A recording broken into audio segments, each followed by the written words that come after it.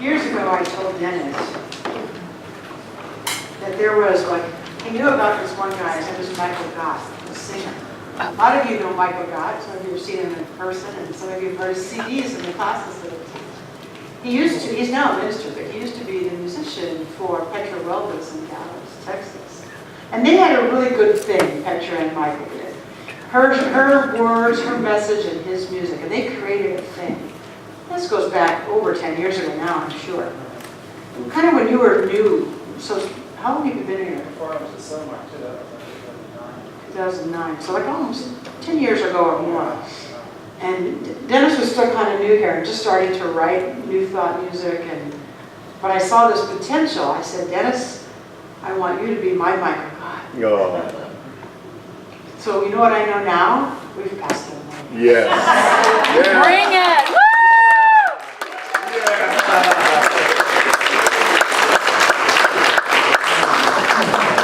We have. They're good. Oh, we're better. It's not a contest, though. It's not a contest. It's an appreciation of the amazing things we do together to create services. If you were here Friday night, you got to be part of the soul service creation. And Dennis and I created that together. I didn't tell him what to do. We created it together. And it was very cool. If you missed it, Yes, it was. It was great. it was amazing. We did amazing things. Wouldn't it be wonderful if you were taught that when you were 3, 4, 5, 6, 7? You will do amazing things. No matter how many times you fall down and skin your knees, no matter how many mistakes you make, you will do amazing things. Every child needs to hear that. There's a child in you that can still receive that. So just take that song and let it touch the 3-year-old, the 4-year-old, the 5-year-old, whatever age you might need it. The time when you first messed up. You'll do amazing things. And kind of let the child still hear that. Just he or she is still in there. So we're talking today about the power of love and gratitude. And it really culminates what I've been doing for August, which is the basics in my own turn of words, if you will. So I have to recap in case you weren't here. The first week of August was revealing what's already true. Just simply reminding us that in this philosophy, we believe that the one source already is. You hear it all the time, but it's so good to hear it again and again and again and again. The one source of all life, the intelligent energy of all life already is. And it already is love, and it already is abundance, and it already is peace, and it already is health and wellness. It's already perfect. It's already whole. It's already complete. It has to be. And that one source is the potentiality of everything we experience. And that day I brought in a bag of ice and a bag of water. And I asked us if the water was ice, and you all said no. And I said, but it could potentially be ice. Because the ice and the water are the exact same substance. The water was the potential for the ice. Or the ice was the potential for the water. Same thing, different form. That's it. And that's the way you and I are. We are potentially whole and complete just as much as the one source is. But we're having a human experience, and we have things where we do skin our knees, and we have things that spin us around and confuse us, and we have things that are difficult. The source doesn't. But we are that. We are that. And the potential for us to have the most amazing life already is. The second week I reminded us that we have to harness that power. So that power already is. And I used the idea of electricity, and Marilyn McCartney did her beautiful reading for us about harnessing that. It was her foundational project. I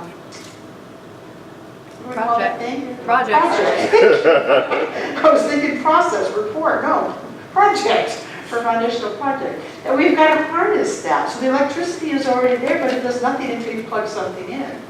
And so that us are just like that there's this one source potential, but we've got to plug into it. How do we plug into it? Consciousness. We plug into it with our consciousness, with our time, in the quiet, with intention to do so. So it's like the source is already there, potential, but means nothing until we open up and plug into and bring in what it is that we want to bring into our lives, whether that be love or money or perfect relationships or health. We plug into it. And then last week I reminded us that the tool that we use to do that is praying unceasingly. And where I went with that was to remind us that prayer is synonymous with thought. And so it's not that we have to be on our knees, and no, I will not demonstrate that again. Last week I went to my knees to demonstrate it, and it wasn't the greatest thing. So I'm going to stand up and let you use your imagination. We don't have to be on our knees praying, begging, pleading for God to do something for us, but rather our thoughts are our prayers. And I used that 2 lines of that song called Our Thoughts Are Prayers. And it goes, our thoughts are prayers and we are always praying. Our thoughts are prayers, listen to what you're saying. And the whole rest of the talk was about that. Listen to what you're saying to yourself inside. We call that self-talk. And listen to what you're saying out there. And I gave us some examples. I'm going to use them again because, boy, they are really powerful. How we get stuck in saying things like, oh yeah, well, with my luck. What? You're implying something bad's going to happen. To flip that around and say, oh, I am so blessed. Or, there by the grace of God go I. Oh, really? You see something bad happening, it's implying that that could happen to you too. So to really listen, or when you, on the inside when you say, oh, I'm such a screw up. I have extra dollars. You know, we're harsh on ourselves. Really, maybe we made a mistake, but it doesn't mean you are a screw up, you know? So to listen to what we're saying, because those are our prayers, and that's how we are plugging in, and that's how we are creating the life that we live. Today, we're going to the power of love and gratitude. And I'm not just saying love and gratitude. I want you to hear the power. This is not just a nice idea. This is not just a sweet thing to be loving and grateful. There's power in it. And the only way you're going to know that is to try it for yourself. To feel that power. So what I'm saying is that the love and the gratitude expands and enhances all the other 3 Sundays. So when I'm trying to plug in, if I'm grateful and if I'm full of love, it expands that, it enhances that. When I'm praying and using my thoughts, if I'm loving and grateful, it expands it all. So you can also say it ties it in nicely in the boat, but it really enhances it. There's a big, big power in it. Love and gratitude open our heart, but love and gratitude also open the way for us to have what we want in our life. Love and gratitude are the pump, if you will, that makes it all flow. Let's see it in words, because sometimes it sticks in words. If you go to the next one, Richard. Richard! There you go. Love and gratitude. Thank you, Richard. Yeah. This is why I don't want us to be on TV. But it's live. It's good. We're going to give you one, Richard! All right. It's my fault.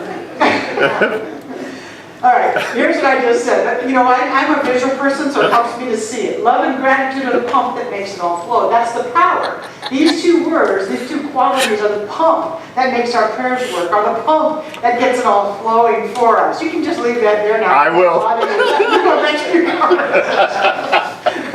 That's great. So, I want you to use your imagination for a moment, and I want you to go contrary to what I always tell you. So I always tell you that God's not a man in the sky, God's not a being out there anywhere, right? But right now I want you to imagine that it is. You can let it be a man or a woman, doesn't matter. Just in whatever way you can, imagine that you can talk to this being called God. Can you all at least imagine that? For some of you it's really easy because you haven't been able to get rid of that. All right. So imagine that there's this God being standing there and God's saying to you, I love you so much that I give you everything you could need for a fulfilling life. I love you so much that I give you everything that you need or want for a fulfilling life. And then you go, wow, thank you, God. Thank you for giving me everything I need, really? Wow, I feel so grateful. I feel so safe. I feel so loved. Wow. And God says back, everybody loves a grateful receiver. So your gratitude makes me want to give you more. If you make it like a person, right? It's this being that says, you've all heard that one, right? Everybody loves a grateful receiver. God's saying, the more you're grateful for what I give you, the more I want to give you. Because you're grateful. Now, if you can take that same image, not the image actually, take the same principle and get rid of the image of the person talking to you, but let the principle remain, because that's exactly the way it is. There's an energy that's not limited to one being, but there's an energy that says, I give you everything you need for the most amazing, fulfilling life. And then we say, wow, I feel so grateful, I feel so taken care of, I feel so loved, I feel so trusted, I feel so safe. And then the principle says back, and because you're grateful, I'm giving you more. Gratitude opens up the way. It's the pump. It opens up the way for us to have more. What goes around comes around is the easy way. I said that last week. It goes around comes around. But our gratitude literally opens us up for more. That's true. If you need the being to stand there and say, I give you everything, you just imagine it like this. So can you do the second part? The part that says, I love you. So you just stay right there because God's bigger than you. Oh, kidding. God and I were the same size. I couldn't, since I'm playing with this whole thing, I couldn't. So I'm saying, I love you so much. I give you everything you could ever want or need for a fulfilling life. I know, and I love it. And I'm taking advantage of it. And I see that you're grateful, and your gratitude makes me wonderful. I gratefully receive. Okay, I'll fix that. So you use the visual if you need it. Sometimes when we say there's this invisible principle, some people don't connect with that really well. So use the person-to-person contact if that helps you, but know that it's the same idea. This principle is giving us everything we need, and our gratitude keeps that pump going. So feeling grateful and feeling loving is really not that difficult, but sometimes we need to be very, very deliberate. So I'm going to close your eyes, and I'm going to be deliberate with you for just a minute. So if you'll just close your eyes.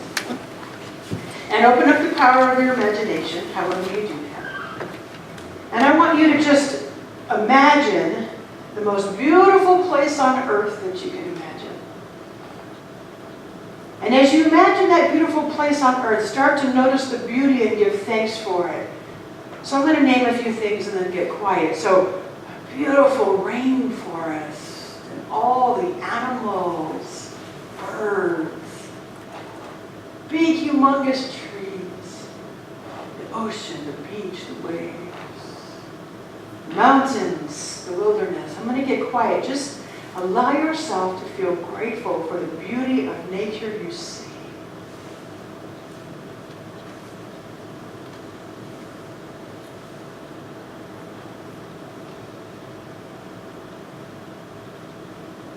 And then I'm going to invite you to move your attention to your own five senses. Grateful for my eyes. Grateful for my hearing. Grateful for my sense of smell. So grateful for my sense of taste. Grateful for touch. Do we take any of those for granted? Let's be deliberate right now. Yeah, I'm grateful that I can hear, see, smell, taste, touch, yes. Let's shift your attention to the world around us. Grateful that there's this thing called a grocery store to go to and buy things so that I might eat. Grateful that there's things like performances and museums and art to go behold. Grateful for things like restaurants that feed us. Very intentional with it. Grateful for the people who love me and who I love. Call them to mind.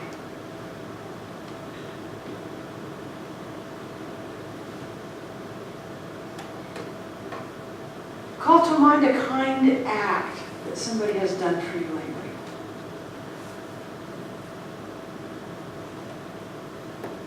Intentionally being grateful starts to feel really good, doesn't it? It feels good. And now I'm going to ask you to think about something that you have not yet experienced in your life, but you would like to. It's not manifested yet. and give thanks for it as if it already has. Imagine that thing. It's not here yet, but just something that you are working on manifesting. And let yourself feel grateful right now.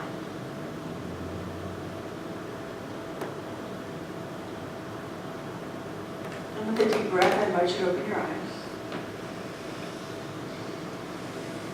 I love it when I hear everybody breathing. That sounds so nice. That's just a simple practice, but it's such a powerful one. Because when we can get ourselves to feel grateful, what did I say? God wants to say, here's your gratitude. I see you're grateful. I want to give you more. I'm coming back over here to Pinky. Have you all heard what she calls her purse? Have you heard this? Her magic purse. It's pink too. She refers to this as her magic purse, and she says it like it's never empty, and I can see that right now. But really, her purse flows over. She's talking really about money. She says, I always have money in it. And she always has money in it, and she's grateful for it. But I want us to think about, what do you think came first? Do you think that she had the money and then she gave thanks, or do you think that she was grateful first and the money came? Grateful first. That's a big question, of course. It's on her vision board. It's on her vision board.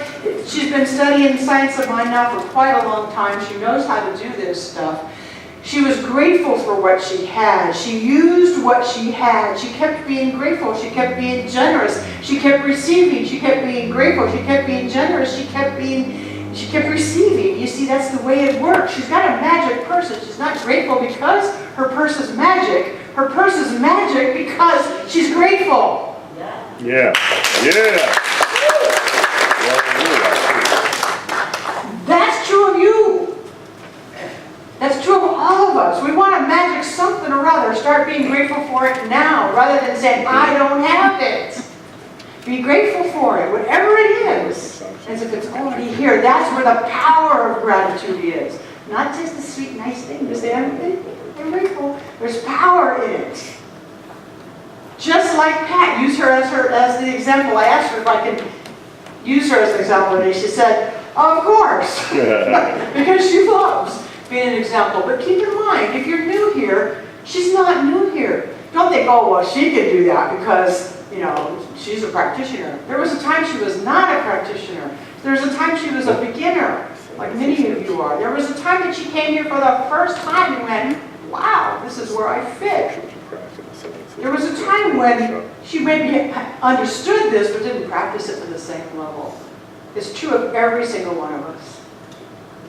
So I'm talking about using the power of love and gratitude. I have one of my colleagues, his name is Reverend David Alt, and has done the daily guides in the August Science of Mind magazine. How many of you get that magazine?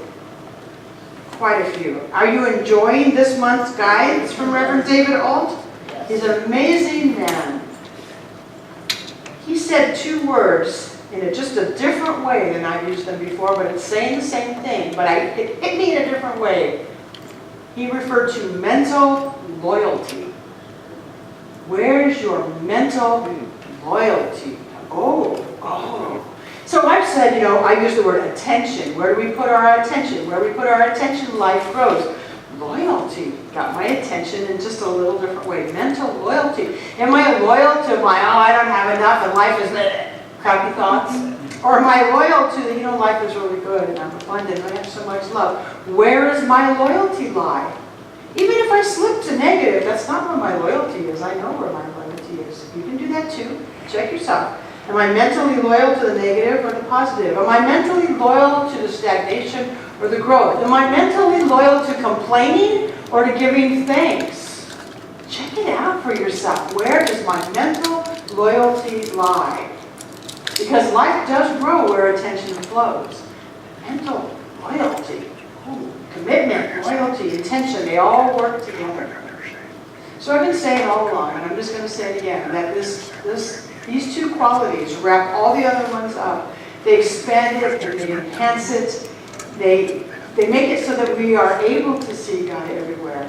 And then we're grateful for seeing God everywhere. And when we're grateful for seeing God everywhere, we remember that means us.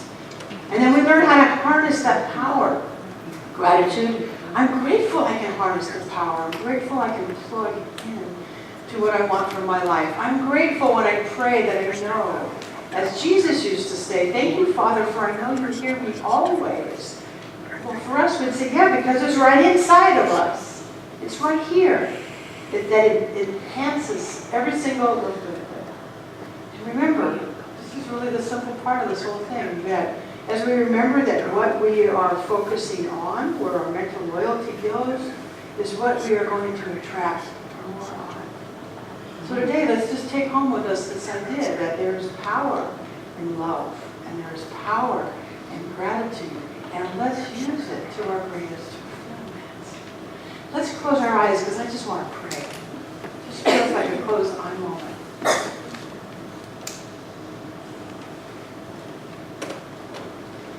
The basic of this teaching always starts with, there is one power, one presence, one source. You can call it whatever you like. God, universal energy, the presence, intelligent mind. As we breathe together, can you feel it in the air? Can you feel the vibrancy right here? I can. I can feel that power surrounding me and dwelling in me. I recognize the love of the divine as my love. I recognize what I call my intelligent mind as the intelligent mind of the divine as I'm using it. I recognize that there is a peace that passes all understanding, and it lives inside of me. I recognize that this one creative power is my creative power. I am created in the image and likeness of that one. It didn't create me and send me off to flounder. It created me by becoming me. I am an individualization of the one. No separation. That is impossible. Closer than my hands and feet, closer than my breath, is this power. Whatever is true of me is true of all of us. There's only oneness. Every single one of us is an individualization of the one. Every single one of us is a creation of God. Every single one of us is using the mental power of the divine intelligence. Every single one of us is feeling the love of the divine in our own way. Every single one of us is unique and perfect just the way we are. In this moment, I ask us to let melt away from us the limiting thoughts that do not belong to us. The negative thoughts, the littleness thoughts, we just let them melt away. Let's allow old mistakes to melt away. Let's allow old grudges to fall away. None of that serves a child of God. And that's what we are. And so all of that melts away. And I claim for us that we have at our disposal this creative energy that created the rainforests and the beaches and the beauty you saw in nature. It's creating through us, as us, the same exact power. I claim for us that we harness the power in our own unique ways, according to our needs at the time. I claim for us that we indeed begin to watch our thoughts, listening to what we are saying. And as we make corrections and say the most wonderful things about ourselves, life begins to move in that direction. I know that these are our prayers, and we are always praying. And I know the power of love, and I know the power of gratitude, and I speak the word for all of us today that we are up to that. That each of us expresses love, feels love, gives love, receives love in beautiful, expanded ways. And that each of us expresses gratitude for our life. This very moment, this very day. as we do that, life unfolds in magic ways. And really, it's just the outworking of the spiritual law that can only say yes. And so with deep gratitude in my heart to remember again what life is and who we are, I just say thank you, Spirit. And I release this word now into that power that is greater than me. And I go and I let God.